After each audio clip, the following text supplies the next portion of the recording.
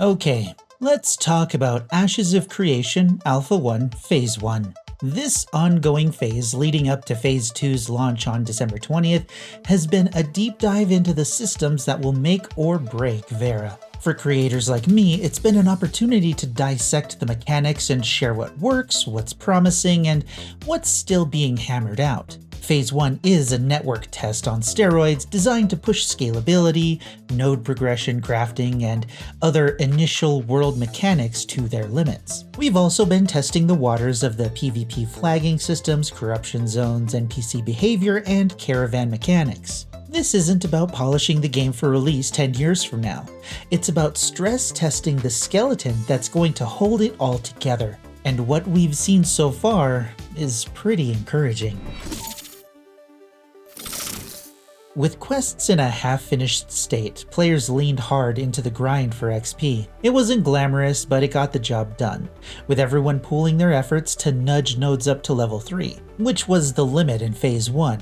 But even so, it did create a sense of ownership to a person's home node, I guess? Communities came together to construct buildings and create that key to the city, build a metropolis vibe that the game is going for. Node wars weren't fully functional and no nodes actually were destroyed as a result, but the system's potential was clear. It's like seeing the beams of a skyscraper go up. You know the final product is going to be impressive, even if all you're looking at now is scaffolding. Combat in Phase 1 is responsive and reliable for the most part, with tab targeting being the mode of choice for most players. I haven't heard much about anyone opting for action mode. I'm not sure how well it's going to feel in the game. So for now, as far as I can tell, tab targeting is the smooth operator of combat systems, and most of the players are sticking with it. While I'm sure that action mode does have people that play it, it's clear that in this phase, the classic tab targeting system has the edge in efficiency and ease of use, I guess? Future updates could change this, of course, but for now, tab targeting seems to be what the majority of players use. But if you use the action system, let me know in the comments below and why you actually use it. Crafting in Phase 1 was less of a side activity and more of a full-blown profession. Efficiency is king, and if you're like me, you've already got spreadsheets and plans ready to dominate the market. I've been mapping out a strategy to see how quickly I can level animal husbandry in Phase 2, because nothing says MMO success quite like optimized livestock breeding, or being the guy to come to for the best mounts. The introduction of player stalls in Phase 2 is going to flip the economy on its head. These stalls will give players a platform to sell goods and establish themselves as merchants, which is something I'm hoping for, setting the stage for a thriving player-driven market. But it's not just about finding legendary goods. It's about the relationships, knowing who to trade with, who to trust, and who might be open to a bit of underhanded dealing is going to be essential.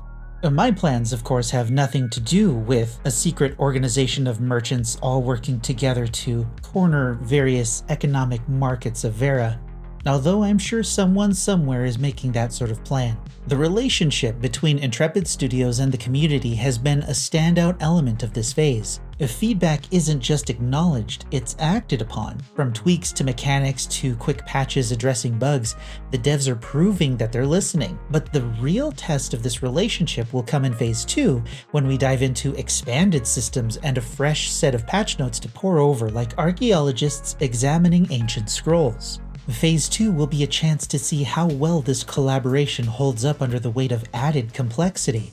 If Phase 1 was about building trust in the foundation of the game, then Phase 2 is seeing how well it holds up when more stuff is added. But of course, let's not forget the core purpose of Phase 1, which was stability. This phase is about creating a strong foundation so the game can support more systems and players as it grows. It's not flashy, but it's necessary, and so far, it's working. Server performance has been pretty solid, with regular updates continuing to make things smooth. Bugs are inevitable and all over the place, but the team's ability to squash them quickly is a testament to their focus on quality. Phase 2 will bring more content, more players, and more stress on the systems, but if If Phase 1 is any indication, the Foundation is ready to hold all of that up.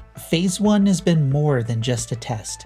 It's been a showcase of potential. Over Thanksgiving, when Intrepid extended the playtime for the entire week, players like me didn't hesitate to dive in for that entire time. The fact that so many of us chose this alpha over polished live games speaks volumes about its appeal. Now, as we wait for the weekend servers to open up again, it's clear that Ashes of Creation isn't just a game. It's an experience that we're dying to get back into and to see it get better. This is an alpha that's capturing imaginations, and if this is what Phase 1 looks like, I cannot wait to see where we go from here. That's all for today. You're welcome.